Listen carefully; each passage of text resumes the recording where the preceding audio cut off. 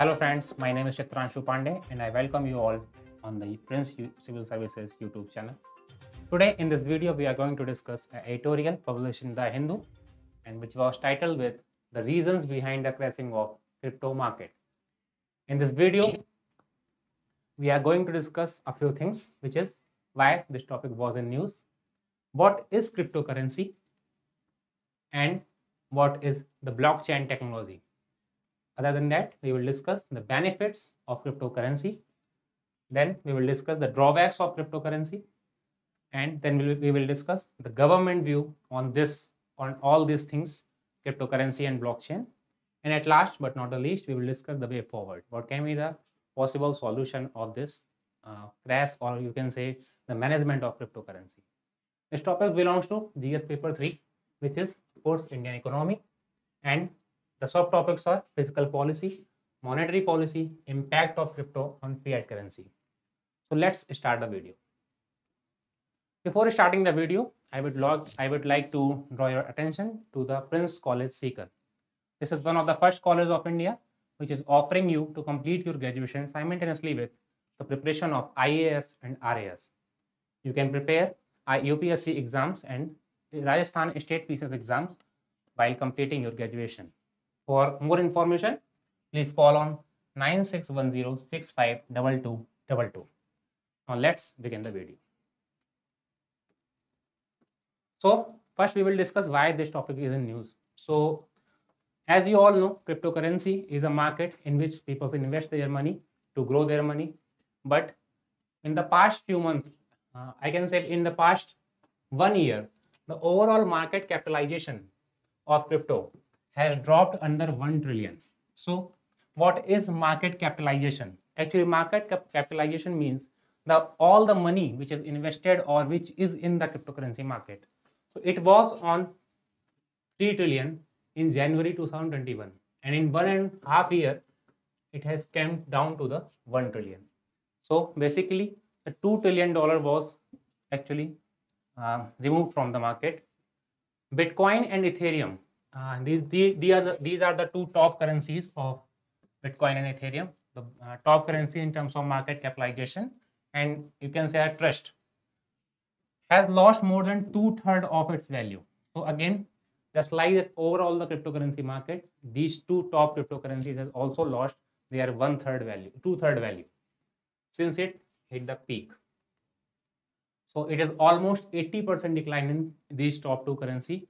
And if we talk about the other currency, then the percentage it is more than 90%. So most analysts believe that the fall in the price of cryptocurrency in line with the fall of prices of stocks and other assets. As central banks such as the US Federal Reserve tightens monetary policy to fight price rise. अब इसका क्या मतलब हुआ? Overall जो global market है इस समय ऐसा प्रेडिक्ट किया जा रहा है कि ये रिसेशन की तरफ बढ़ रही है. इसके चलते जो स्टॉक मार्केट है जिसमें हम स्टॉक्स की खरीद और बेचते हैं उसे हम वो, और जितनी भी अदर एसेट्स हैं इन सब की वैल्यू में कमी आ रही है, सबके मार्केट कैप में कमी आ रही है. तो ऐसा प्रेडिक्ट किया गया है एनालिस्ट द्वारा कि हो सकता है कि ये इसी का इम्पैक्ट हो और इसी के चलते ये मार्केट क्रैश हुई है क्रिप्टो करेंसी की. इसके अलावा US federal reserve titans monetary policy. तो यूएस फेडरल रिजर्व जैसे हमारे इंडिया में आरबीआई है, तो सारी गवर्निंग बैंकिंग रेगुलेशंस को रेगुलेट करता है, लॉज बनाता है. वैसे ही यूएस में फेडरल रिजर्व है जो पूरे यूएस के बैंकिंग सिस्टम को रेगुलेट करता है. तो इन्होंने अपनी मॉनेटरी पॉलिसी को टाइट किया है, मतलब इंटरेस्ट रेट को हाइक किया है to soak the liquidity from the market. इसके चलते जो अदर मार्केट्स हैं वहाँ से पैसा निकलकर वापस यूएस के बैंक्स में जा रहा है. तो यही एक रीज़न हो सकता है कि क्रिप्टो करेंसी में जो पैसा लगा हुआ था लोगों का वो वापस यूएस की बैंक में शिफ्ट हो रहा है. इसके अलावा कुछ एनालिस्ट ने ये बिलीव किया है कि क्रिप्टो क्रैश है वो actually the popping of the bubble. मतलब इस पर लोगों ने पिछले कुछ वर्षों में इतना ज़्यादा ट्रस्ट कर दिया, इतना ज़्यादा इन्वेस्टमेंट कर दिया कि ये बबल के रूप में बन गया था और इसका पॉप होना या इसका फूटना जरूरी था, और ये जो क्रैश है इस बबल का ही फूटना है. तो ये सारी चीज़ें एडिटोरियल में स्टार्टिंग में दी हुई थी, बट इसे हम डिवाइड करके अलग अलग हॉस्पिटल में पढ़ेंगे. और चलिए आगे बढ़ते हैं. सबसे पहले हम ये जानने का प्रयास करेंगे what is crypto currency and what is blockchain technology. तो क्रिप्टो करेंसी क्या है? एक्चुअली एक कोई भी ऐसी डिजिटल करेंसी जो एक्चुअली डिजिटल हो या वर्चुअल हो। मतलब रुपी जो है वो अभी फिलहाल वर्चुअल नहीं है, रुपी फिजिकल फॉर्म में अवेलेबल है, वो कॉइन्स हो या नोट्स हो। बट ऐसी करेंसीज जो वर्चुअली अवेलेबल हैं वो क्या कहलाती हैं? Crypto currencies, but which uses cryptography to secure transactions. अब क्रिप्टोग्राफी क्या है ये हम आगे जानेंगे वीडियो में, बट इसका जो पूरा मैकेनिज्म वर्क करता है वो पूरा क्रिप्टोग्राफी का वर्क करता है। तो क्या कंडीशन है कि करेंसी वर्चुअल होनी चाहिए, डिजिटल होनी चाहिए, और उसका मैकेनिज्म वर्क करना चाहिए क्रिप्टोग्राफी पर। ये सारी करेंसी जो होंगी इस दोनों कंडीशन को फुलफिल करेंगी, क्या कहलाएंगे? Cryptocurrency, right. तो इनके कुछ एग्जांपल्स हैं जो आप लोगों को बताया मैंने भी। बिटकॉइन एक प्राइम एग्जांपल है, क्योंकि ये ऐसी पहली करेंसी थी बिटकॉइन, जिसको 2009 में सतोशी नाकामोटो द्वारा लॉन्च किया गया था। और इसके बाद अपने इथेरियम जो उस समय सेकेंड बेस्ट करेंसी या रैंक करती है, और इसके बाद कुछ अदर करेंसीज भी आती है। एक चीज़ और यहाँ पे इंफॉर्मेशन है कि बिटकॉइन के अलावा जितनी भी क्रिप्टो करेंसी होती हैं उनको हम क्या कहते हैं? Alt coin. इसका फुल फॉर्म है अल्टरनेटिव कॉइन। यानी बिटकॉइन को रिप्लेस करने के लिए एक कॉइन लाए गए, और वो सारे अल्टरनेटिव कॉइन्स हैं। उनकी जो अभी नंबर्स हैं लगभग 3000 plus numbers. It means bitcoin के अलावा 2009 के बाद लगभग 3000 से ज़्यादा कॉइन्स और भी लॉन्च किए गए जो इसके अल्टरनेटिव बताए गए। हालांकि अभी तक बिटकॉइन का कोई प्योर अल्टरनेटिव नहीं बना। तो क्रिप्टो करेंसी हमने समझा क्या है, डिजिटल या वर्चुअल होना चाहिए, इसका मैकेनिज्म क्रिप्टोग्राफी में वर्क करना चाहिए। इसके अलावा crypto currencies don't have a central issuing regulatory authority. मतलब जैसे रुपी है उसको इंडिया में आरबीआई रेगुलेट करता है, डॉलर है उसको यूएस में फेडरल रिजर्व रेगुलेट करता है, बट क्रिप्टो करेंसी को कोई रेगुलेट नहीं कर सकता। यही इसकी एक मेन कैरेक्टरिस्टिक है, यही इसकी एक मेन पहचान है कि इसको कोई रेगुलेट नहीं कर सकता। इसको डिफरेंट पीपल डिफरेंट नोट्स द्वारा रेगुलेट होती है। Third thing, it uses a decentralize system. Again, जब कोई एक अथॉरिटी या कोई एक इंस्टीट्यूट इसको रेगुलेट नहीं करेगा तो ये पूरी तरह से क्या होगा? डिसेंट्रलाइज्ड होगा, ये सेंट्रलाइज्ड नहीं होगा। तो ये इसकी एक थर्ड कंडीशन है या थर्ड कैरेक्टरिस्टिक है to record any transaction at new years. It is supported by a decentralized peer to peer network. अब ये क्या है? ये actually is a part of blockchain technology, जिसे हम अब आगे समझेंगे कि ब्लॉकचेन टेक्नोलॉजी क्या होती है और ये पीयर टू पीयर नेटवर्क क्या होता है। तो आइए देखते हैं, पहले डेफिनेशन देख लेते हैं क्या होती है। Blockchain is essentially a digital ledger. Ledger का मतलब, लेजर मतलब कोई मान लीजिए कोई दुकान है, तो वहाँ पर दुकान में कितनी सेल्स हुई, कितनी परचेजिंग हुई, ये सारी चीज़ों का एक रिकॉर्ड होता है। उस रिकॉर्ड को हम जिस बुक में रखते हैं वही होता है लेजर या बही खाता। तो blockchain is essentially a digital ledger, मतलब एक डिजिटली बही खाता है ऑफ ट्रांजेक्शंस, यानी उस क्रिप्टो करेंसीज में कितने ट्रांजेक्शन हुए, that is duplicated and distributed entire network of computer system on the blockchain. मतलब इसका क्या है कि इसका जो ट्रांजेक्शन है, अब चूंकि कोई बॉडी इसको रेगुलेट नहीं कर रही है, तो जितना भी ट्रांजेक्शन रिकॉर्ड है, अदर थिंग्स हैं, इनको कौन मैनेज करना चाहिए इस लेजर को? By blockchain technology. It is a system of recording information in a way that makes it difficult or impossible to change, hack or cheat the system. This point is a bit debatable because अभी भी crypto currency में कई जगह hacking और cheating देखी गई है। Although ऐसा क्लेम किया जाता है ब्लॉकचेन टेक्नोलॉजी इतनी प्योर एंड परफेक्ट है कि इसको कोई चीट नहीं कर सकता, कोई इसको हैक नहीं कर सकता। आप समझिए वर्क कैसे करती है ब्लॉकचेन टेक्नोलॉजी। एक्चुअली बहुत, ब्लॉकचेन का जो आपको अगर इसको दो वर्ड्स में डिवाइड करेंगे तो different chain of different blocks, जैसा इस पिक में आपको दिख रहा होगा, डिफरेंट ब्लॉक्स हैं, इनको अगर हम एक चैन में ला देंगे तो ये ब्लॉक चैन हो जाएगा। अब ये वर्क कैसे करता है, इमेजिन कीजिए अगर आप वो क्रिप्टो करेंसी यहाँ से परचेज करनी है, तो चूंकि अब कोई रेगुलेटिंग अथॉरिटी नहीं है तो आपको किसी अदर पर्सन से इसको परचेज करना होगा। तो सबसे पहले किसी ब्लॉक में पहुंचेगी। ब्लॉक में क्या चीज़ें होती है? ब्लॉक में मेनली तीन चीज़ें होती हैं। पहली चीज़ होती है ब्लॉक में ट्रांजैक्शन एड्रेस। ट्रांजैक्शन एड्रेस मतलब आपने परचेज किया, आपका जो एड्रेस होगा उस ब्लॉक में आ जाएगा। Second thing, the past transaction address, यानी उस जो ट्रांजैक्शन होने के बाद अब वो किस पर्सन के पास था वो कॉइन, अब वो आपके पास आया, आपका transaction address plus past mean जो कॉइन जिसके पास पहले था उसका ट्रांजैक्शन एड्रेस, प्लस लास्ट होगा इसमें हैश। हैश एक न्यूमेरिक कोड होता है, न्यूमेरिक या अल्फाबेटिकल, इसमें जैसे आपका आधार नंबर होता है, एक स्पेसिफिक आधार नंबर होता है, वैसे ही एक हैश होता है जो हर ट्रांजेक्शन में अलग अलग जनरेट होता है। तो ये तीन चीज़ें जब एक जगह मिलती हैं तो बनता है एक ब्लॉक। और जब आप कोई परचेजिंग या सेलिंग करते हैं तो सबसे पहले एक ब्लॉक के पास जाएगा। इस ब्लॉक के बाद ये अलग अलग ब्लॉक्स में डाटा डिस्ट्रीब्यूट होगा और अलग अलग लोगों द्वारा इसे वेरीफाई किया जाएगा। और बाय मेजॉरिटी, अगर मेजॉरिटी बोलती है कि हाँ ट्रांजेक्शन सही है, इसे वैलिडेट कर देना चाहिए, तो डिफरेंट ब्लॉक्स द्वारा, डिफरेंट नोट्स द्वारा इसे वैलिडेट कर दिया जाएगा और ट्रांजेक्शन आपका सक्सेसफुल हो जाएगा और वापस आपके पास जो आपने परचेज या सेल किया है वो आ जाएगा। इस प्रकार से पूरी ब्लॉकचेन टेक्नोलॉजी वर्क करती है, तो डिफरेंट ब्लॉक्स द्वारा रेगुलेट होती है, ना कि किसी सेंट्रल अथॉरिटी द्वारा। तो आइए आगे बढ़ते हैं। हमने समझा क्रिप्टो करेंसी क्या है, हमने ये समझा कि क्रिप्टो करेंसी की किस टेक्नोलॉजी में काम करती है। हम देखते हैं इसके बेनिफिट्स क्या हैं। सबसे पहला बेनिफिट जो इसमें आता है वो है fast and cheap transaction. Bitcoin जो ट्रांजेक्शन करते हैं किसी बिटकॉइन करेंसी में या अदर करेंसीज ऑल्ट कॉइन्स में, ये बहुत फास्ट होता है कंपैरेटिबल टू ट्रेडिशनल बैंकिंग सिस्टम। जैसे आपको कभी पैसा किसी को भेजना है बैंकिंग सिस्टम के थ्रू, तो ये टाइम टेकिंग प्रोसेस होगा, जो आपको बैंक जाकर सारी चीज़ें करनी होंगी।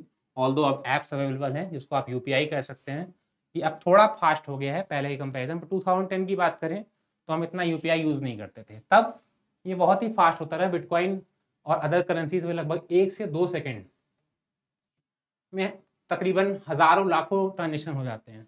तो ये बहुत ही फास्ट एंड चीप ट्रांजेक्शन्स होते हैं इसमें, ठीक है।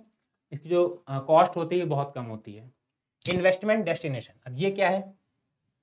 करेंसी होने के बाद भी लोग इसमें इन्वेस्ट करते हैं, क्यों? क्योंकि इसका प्राइस लगातार बढ़ रहा है। जैसे 2009 में लगभग 21 करोड़ एक नंबर है, इतने बिटकॉइन माइन होंगे। बिटकॉइन की जो नंबर्स हैं वो बहुत ही लिमिटेड हैं। अब ये लिमिटेड होने के बाद जब लोगों ने इसको खरीदना स्टार्ट किया, तो 2010 में एक बिटकॉइन की वैल्यू $0.0008 थी। क्लियर? ये तब $1 में आपको कितने बिटकॉइन मिलेंगे? लगभग 8000 बिटकॉइन। बट अब वो वैल्यू कितनी हो गई है? लगभग करंट जो बिटकॉइन की वैल्यू है वो लगभग कितनी चल रही है? $20,000। तो आप इमेजिन कर सकते हैं कि इन्वेस्टमेंट डेस्टिनेशन कैसे हो सकता है कि $1 में जो आपको 8000 बिटकॉइन मिल रहे थे, वो अब एक बिटकॉइन $20,000 का है, जिसने अपना पीक लगाया था कितना? $69,000 का। क्लियर? यानी 1000 अगर आपने $1 इन्वेस्ट किया होगा 2010 में, तो आपको 8000 बिटकॉइन मिले होंगे। उन 8000 इंटू $69,000, इतना आप कैलकुलेट करेंगे, इतना अमाउंट आपको 10 साल में मिलेगा। तो इस प्रकार से ये बहुत ही अच्छा डेस्टिनेशन हो जाता है किसके लिए? Investment to get higher returns. मैंने आपको बताया सप्लाई लिमिटेड है, 21 करोड़ माइन होंगे। तो it is just like partially like gold. Gold हम माइन करते हैं, सिमिलरली बिटकॉइन माइन होंगे। ग्रोइंग डिमांड, जब डिमांड बढ़ेगी तो ऑटोमेटिक डिमांड बढ़ने के कारण इन्वेस्टमेंट लोगों का और बढ़ेगा, और लगातार सप्लाई एंड डिमांड के रूल के अनुसार उसकी वैल्यू भी बढ़ती जाएगी। एंटी इन्फ्लेशनरी, इसका मतलब क्या है? अब क्योंकि सप्लाई लिमिटेड है, हम मार्केट में ऐसे रुपी है, इसकी लिक्विडिटी बढ़ने से इन्फ्लेशन आता है कि मार्केट में पैसा बहुत ज़्यादा आ गया, चीज़ें महंगी हो गई। बट क्योंकि इसकी सप्लाई लिमिटेड है, सप्लाई लिमिटेड होने के कारण इसमें इन्फ्लेशन का खतरा भी उतना ही कम होता है। तो ये एंटी इन्फ्लेशनरी होगा, क्योंकि हाई डिमांड है। हाई डिमांड होने से हमेशा ये ग्रोइंग ट्रेजेक्टरी में रहेगा। मतलब अगर डिमांड लगातार बढ़ती जाएगी, सप्लाई लिमिटेड होगा, तो प्राइस ऑटोमेटिक बढ़ता जाएगा। इससे जो इसकी जो ग्रोथ होगी वो लगातार अपवर्ड होगी। इसके अलावा people tend to hold more crypto currency than spending in. अब जब हम जान रहे हैं कि बिटकॉइन की वैल्यू या अदर क्रिप्टो करेंसीज की वैल्यू लगातार बढ़ती जा रही है, तो हम इसको कभी जल्दी सेल नहीं करेंगे, हम इसको होल्ड रखेंगे। और जब लिक्विडिटी हम होल्ड रखेंगे तो ऑटोमेटिक इसकी वैल्यू भी गिरना कम होगा और ये मेंटेन रहेगी। Now we will discuss what are the drawbacks of the crypto currency. मतलब इसमें प्रॉब्लम क्या है, क्यों इसको government and other analyst oppose करते हैं कि क्रिप्टो करेंसी में इन्वेस्टमेंट नहीं करना चाहिए। It is extremely volatile. अब ये कैसे एक्सट्रीमली वोलेटाइल है?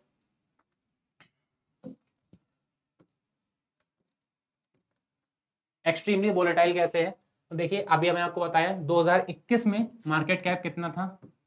जनवरी में $3 ट्रिलियन, और तब एक बिटकॉइन की वैल्यू कितनी थी? अराउंड $69,000। आज मार्केट कैप कितना है 2020 जुलाई में?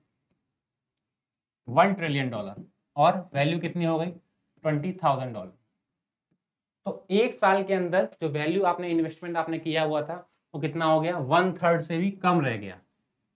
तो ये एक्सट्रीमली वोलेटाइल है। मान लीजिए किसी ने करोड़ों इन्वेस्ट किए होंगे, 1 करोड़, उसकी वैल्यू कितनी रह गई, सिर्फ 30 लाख। तो इसलिए ऐसा बोला जाता है कि ये एक्सट्रीमली वोलेटाइल है, इसमें इन्वेस्टमेंट नहीं करना चाहिए। If crypto currency became widely acceptable, ज़्यादा एक्सेप्ट कर ली जाएंगी, तो ये किसको अफेक्ट करेंगी, that central banks possesses over the economy money supply. मतलब सीधे सीधे बैंकिंग ट्रेडिशनल सिस्टम जो पूरा है उसको क्या करेगा, अपोज करेगा और एक नया सिस्टम बनाने का प्रयास होगा।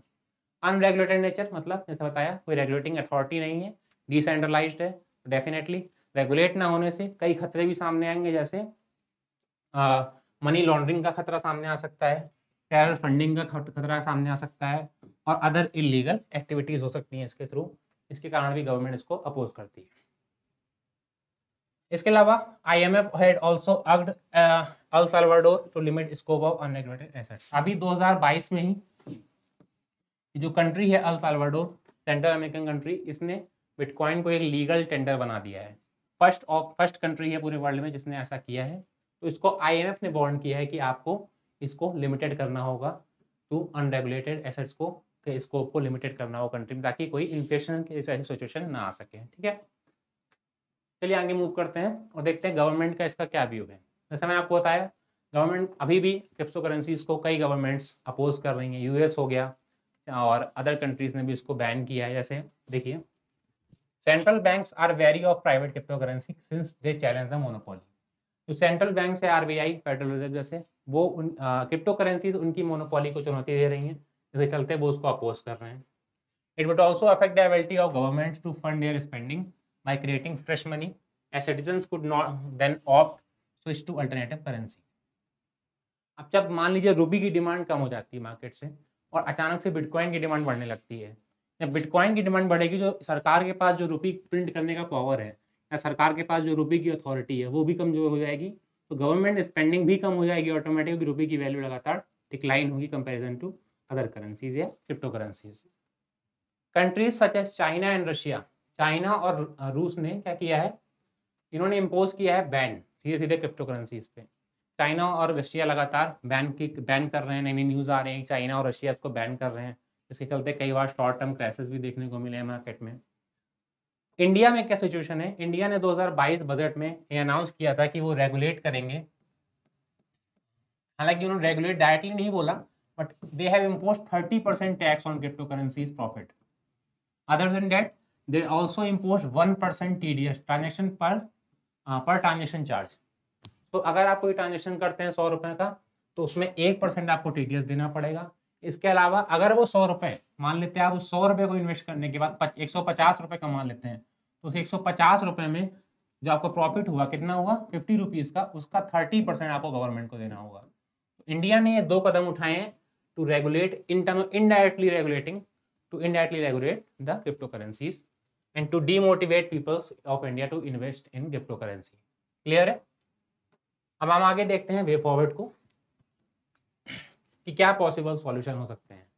सबसे पहला सॉल्यूशन जो बताया जाता है वो है रेगुलेशन। क्रिप्टो करेंसी इसको रेगुलेट करिए, इसको गवर्नमेंट्स के अंडर लाइए, वो उसको सारी चीज़ें देखे ताकि मनी लॉन्ड्रिंग ना हो, लोगों को टेरर फंडिंग ना हो, इस तरह की चीज़ें। इसके अलावा clarity on crypto currency definition, मतलब क्रिप्टो करेंसी के नाम पे कई ऐसे केसेस सामने आए कि लोगों का बहुत सारा पैसा डूब गया। जैसे हाल ही में 2022 मई में एक क्रिप्टो करेंसी है, एक क्रिप्टो करेंसी की फर्म थी, उसका नाम था टेरा। टेरा का अपना एक कॉइन था टेरा लूना। इसकी वैल्यू 8,000 रुपये चल रही थी किस तारीख तक, 8 मई तक। क्लियर? और 10 मई को इसकी वैल्यू हो गई है लगभग 15 मई को इसकी वैल्यू हो गई 0.0001 समथिंग रुपीज। और सोचिए इस 8,000 से गिर के वैल्यू कहाँ आ गई, 0.0001 के। अब ये क्या रीज़न है? क्योंकि रीज़न सडन क्रैश का है कि कुछ फॉल्ट हुए, कुछ हैक्स हुए इस करेंसी में, जिसके चलते वैल्यू इतनी ज़्यादा गिर गई। अब ये कुछ पॉसिबल निगेटिव इम्पैक्ट्स हो सकते हैं क्रिप्टो करेंसी मार्केट के लिए। बताया जाता है कि 2022 का जो क्रैश है वो कहीं ना कहीं टेरा लूना के कारण ही हुआ है। ठीक है, तो ये वैल्यू जो है लगातार इस तरह से इतनी रैपिडली वैल्यू गिरती है, पूरा पूरा पैसा आपका खत्म हो जाता है इन्वेस्टमेंट। तो उसका कारण ये है कि जो टेरा लूना जो कॉइन था वो क्या क्रिप्टो करेंसी की डेफिनेशन को पूरा करता था, क्या ये वास्तव में क्रिप्टो करेंसी थी या कुछ और फ्रॉड था। तो इसलिए क्लैरिटी बहुत जरूरी है कि क्रिप्टो करेंसी क्या होता है, इसकी डेफिनेशन क्लियर होना जरूरी है। इसके अलावा स्ट्रॉन्ग केवाईसी नॉर्म्स, मतलब जब किसी भी एक्सचेंज में आप इन्वेस्ट करते हैं, सिर्फ इंडिया में वजीरेक्स और कॉइन डीसीएक्स जैसे एक्सचेंज है, ग्लोबल लेवल पर बाइनेंस और कॉइन बेस जैसे एक्सचेंज है, वहाँ पर केवाईसी होना चाहिए, नो योर कस्टमर, कि आप कोई अननोन अकाउंट नहीं खोलना चाहिए। केवाईसी के थ्रू आप अपना आधार वगैरह लिंक कराएं और गवर्नमेंट के पास पूरी नॉलेज होना चाहिए कि कौन व्यक्ति ट्रांजेक्शन कर रहा है। एट लास्ट, इंश्योरिंग ट्रांसपेरेंसी, मतलब सारे ट्रांजेक्शन्स पर ट्रांसपेरेंसी होनी चाहिए, गवर्नमेंट के पास सारा रिकॉर्ड होना चाहिए कौन कैसा ट्रांजेक्शन कर रहा है। तो ये कुछ पॉसिबल सॉल्यूशन हो सकते हैं क्रिप्टो करेंसीज के ड्रॉबैक्स को कम करने के। इस प्रकार इस वीडियो में हमने डिस्कस किया क्रिप्टो करेंसीज के बारे में। अगर ये वीडियो आपको अच्छा लगा हो तो वीडियो को लाइक करिए और चैनल को सब्सक्राइब करिए। मिलते हैं नेक्स्ट वीडियो में। Thank you.